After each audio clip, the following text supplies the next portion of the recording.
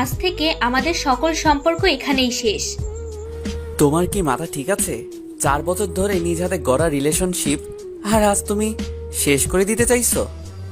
হ্যাঁ, আমি খুব ভেবেচিন্তেই বলছি। আজ থেকে তুমি তোমার রাস্তায়, আমি আমার রাস্তায়। আর হ্যাঁ, আজকের পর থেকে আমাকে কল করার চেষ্টাও করবে না। বাই। নীলা, দাঁড়াও, আমার একটা শেষ প্রশ্নের উত্তর দাও। তারপর তুমি চলে গেলেও আমি বাধা দিব না। হ্যাঁ, খুব তাড়াতাড়ি বল, আমার হাতে একদম সময় নেই। আমার কি দোষ ছিল যে আমাকে ছেড়ে চলে যাচ্ছ? তোমার কোনো দোষ নেই। দোষ তুমি গরিব। দোষ তোমার ভালো কোনো চাকুরি নেই, আমার চাহিদা মেটানোর মতো টাকা নেই। আমি গরিব, এটা কি আমার দোষ? আর আমার ভালোবাসার কি কোনো মূল্য নেই তোমার কাছে? ভালোবাসা? আজকাল ভালোবাসার কোনো মূল্য হয় না, যা হয় তা শুধু আবেগ।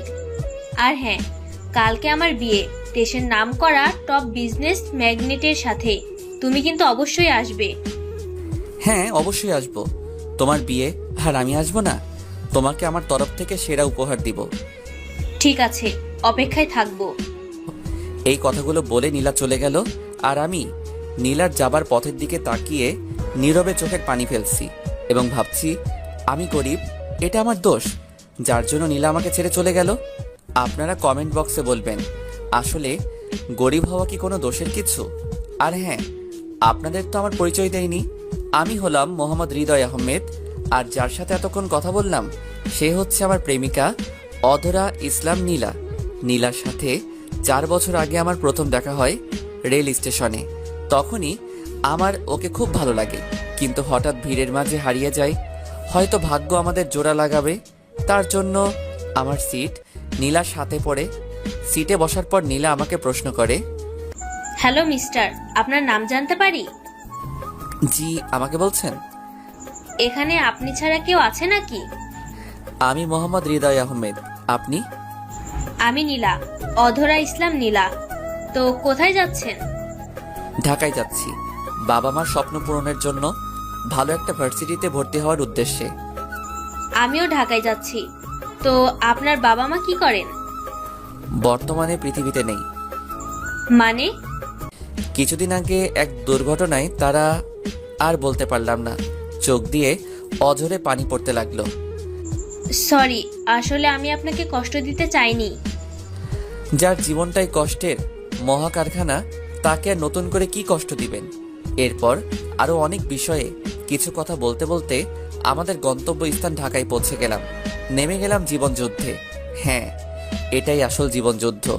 নিজে ইনকাম করে নিজের পড়ালেখা সহ যাবতীয় খরচ নিজের জোগাড় করতে হবে। এখন আমি বুঝি যে পৃথিবীতে বেঁচে থাকার দ্বিতীয় অক্সিজেন হচ্ছে বাবা মা। এসব কাহিনী কথা চিন্তা করে হাঁটতেছি, হঠাৎ পিছন থেকে একজন ডাক দিল, হৃদয় বলে। আমি পেছন দিকে ফিরে তাকাতেই অবাক, কারণ পিছনে ছিল আমার স্কুল জীবনের ছোটবেলার বন্ধু আপন।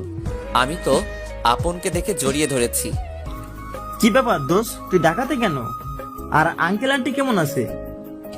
বাবা মার কথা শুনে ওর সামনে আমি কান্না করতেছি। কি ব্যাপার, তুই কান্না করছিস কেন? আমাকে বল কি হয়েছে। তারপর আপনকে আমার জীবনের সব কথা বললাম, আর বাবা মার অ্যাক্সিডেন্টের ব্যাপারে বললাম। আপন শুনে আমাকে সান্ত্বনা দিয়ে বলল, তোকে সবসময় শক্ত থাকতে হবে এবং মন দিয়ে লেখাপড়া করে তোর বাবা মায়ের স্বপ্ন পূরণ করতে হবে। তার জন্য যত সহযোগিতা প্রয়োজন আমি করব। এখন চল আমার বাসায়, তোকে দেখলে মা নিশ্চয়ই খুশি হবে। হ্যাঁ চল, তোদের মতো বন্ধু থাকলে একজন মানুষের পক্ষে অসম্ভব কিছুই থাকে না। তারপর আমি এবং আপন দুজনে মিলে আপনদের বাড়িতে গেলাম। আন্টি তো আমাকে দেখে মহা খুশি এবং আমাকে তাদের সাথে থাকতে বলেছে। তারপর কিছুক্ষণ গল্প করার পর আন্টি বলল, আপন হৃদয়কে নিয়ে তো রুমে গিয়ে ফ্রেশ হয়ে আসো, আমি খাবারের ব্যবস্থা করছি। তারপর ফ্রেশ হয়ে খাবার খেয়ে সেই দিনের মতো ঘুমিয়ে গেলাম। পরের দিন সকালবেলায় উঠে আপনের বাবার সাথে কথা বললাম।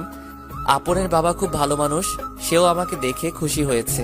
আমি মনে মনে চিন্তা করলাম, যাক, মাথা গোজার স্থান তো হয়েছে, এবার পড়ালেখার খরচ চালাতে কোনো কিছু করতে হবে। তারপর খাবার খেয়ে আপনের সাথে ভার্সিটির দিকে যাচ্ছি। এমন সময় আবারও নীলার সাথে দেখা। হাই, কেমন আছেন? আলহামদুলিল্লাহ ভালো, আপনি? ভালো।